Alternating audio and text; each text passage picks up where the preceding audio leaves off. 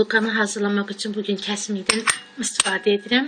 Demək, mən az hazırlayacağam deyənə kəsmik az qoyuram. Hardasa 2-3 qaşıq.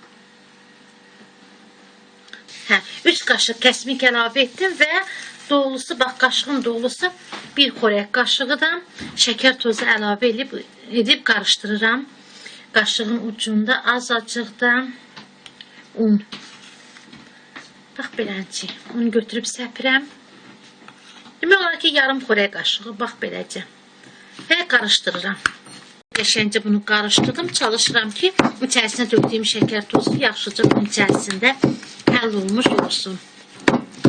Bax belə. Nəysə, atlanır düşür yerində qalımı. İndi isə qat-qat xəmirdən istifadə edəcəm. Yəni, bunun hazırlanması qaydasını videolarda paylaşmışdım. Qat-qat xəmiri azacıq açıram. Beləcə xəmiri açdım və hazırladığıma içərisinə krem şəklində hər tərəfinə, demək olar ki, lavaş kimi açmışam da bunu hər tərəfinə bax belənçinə sərirəm.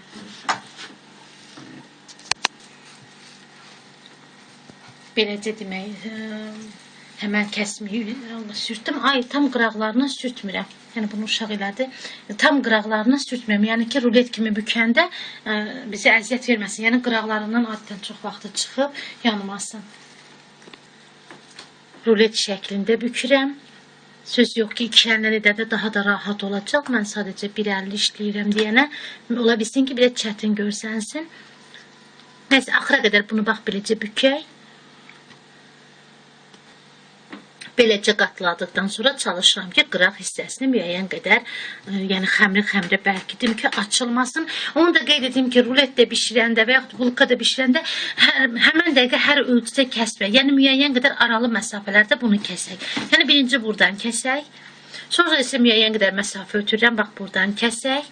Yəni, müəyyən qədər məsafə. Nəyə görə müəyyən qədər məsafə ötürürəm? Çünki bir-birinin ardıca xırda-xırda kəsdikdə içinə qoyduğumuz pavidla və yaxud da ki, kəsmik dağılmağa başlayır. Yəni, qızım, bir dəqiqə.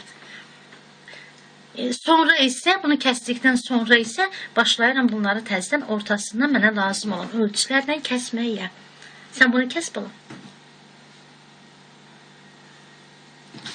Həmən dəqiqə bıçağı sıx kəsirəm ki, tez kəsirəm. Yəni ki, sıx sürətlə, yəni sürətlə kəsirəm ki, içindəkilər dağılmasın.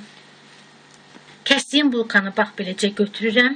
Ehtiyatla belə üst tərəfinə çevirib çalışıram ki, ağız hissəsini bax beləcə gül şəklində büküm. Söz yox ki, arxa tərəfində elə edəcəyəm bax belənçiyinə. Bükdükdən bax belənçi sonra azacıq ehtiyatla əlimizi içinə basıram. Söz yox ki, bu vaxta qədər mən artıq peçkanı, yəni duxovkanı yandırmışam. Bunu bişirirəm 180-200 dərəcə Selsi temperaturda. İndi bunları hazırlayın.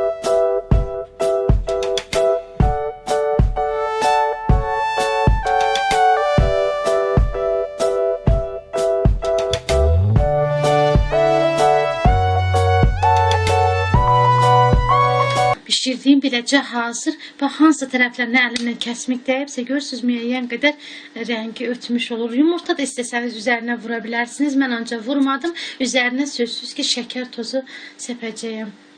Nəysə, bildiklərim bu qədər sizinlə paylaşdım, bölükdüm. Siz də bildiklərinizi mənə yazın. Sözsüz ki, siz də dostlarınızla paylaşmağı unutmayın. Əgər xoşunuza gəlsə, like etməyi də unutmayın.